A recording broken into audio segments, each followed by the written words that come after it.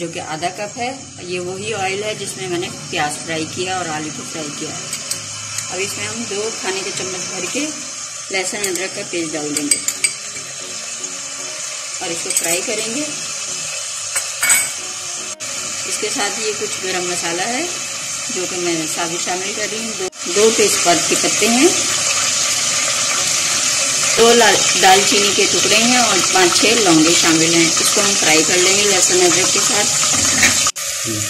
और इस वक्त मैं थोड़ा सा पानी के बजाय इसमें यखनी डाल रही हूँ जो गोश्त से बची है। अब लहसुन अदरक का कच्चापन दूर हो गया, इसमें मैं गोश्त शामिल कर दूँगी और इसको अच्छे से फ्राई करूँगी। गोश्त हमारा गल चुका है 80% तकरीबन, और इसको बाकी में आलू वगैरह के साथ गल जाएगा। इसको आलू के साथ भी मसाले के साथ गला लूँगी। बनाई हो गई गोश्त की, मैंने अच्छे से बनाई कर ली। ऑयल ऊपर आ गया। इसी स्टेज पे मैं इसमें बेसिक मसाले मिर्च, हल्दी, धनिया और नमक शामिल कर दूँगी।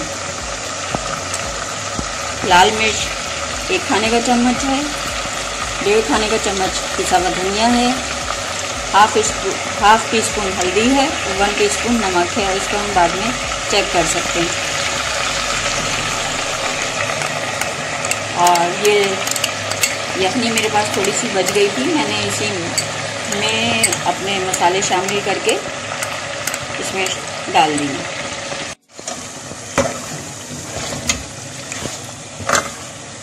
अब मसाले का कच्चापन दूर होगा, इसको अच्छे से हम भुनेंगे। इसके बाद हम इसमें बाकी के मसाले शामिल करेंगे। मसाला अच्छे से भुन गया है और बहुत अच्छी खुशबू आ रही है इसमें। अब मैं इस वक्त आलू शामिल कर दूंगी इसमें। इनको अच्छे से मिक्स करने के बाद मैंने जो ब्राउन प्याज 2 अदद ब्राउन प्याज ली थी उनको ब्लेंडर में डालकर मैंने ब्लेंड कर लिया। उसके साथ आधा कप दही है और 1 टीस्पून जीरा शामिल है। अब मैं इसको इन चीज़ों को भी डाल दूंगी।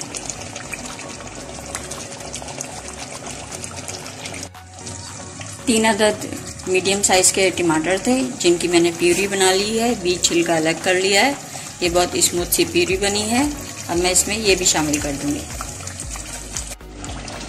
आलू गलने में भी थोड़ी कसर है, मैं इसमें गर्म पानी शामिल कर रही हूँ जो कि 1 कप है।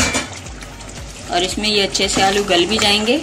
और फिर मैं इसमें 1 टीस्पून मिला जुला गरम मसाला पिसा हुआ शामिल करूँगी। गार्निशिंग के लिए हरा धनिया, जूलियन कटी हुई अदरक और 2 साबुत मिर्च साबित डाल दूंगी।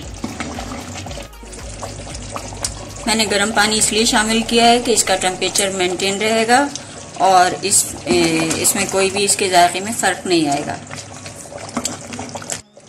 बहुत ही मज़ेदार खुशबू आ रही है इसमें। और आलू गोश्त बनाना बहुत टेक्निकल होता है। गोश्त भी अच्छा सा गला होना चाहिए और आलू भी अच्छे से गले हुए होने चाहिए, बिल्कुल मैशी नहीं होने चाहिए। इस तरह से आप बनाएंगे तो आपकी डिश बहुत मज़ेदार बनेगी।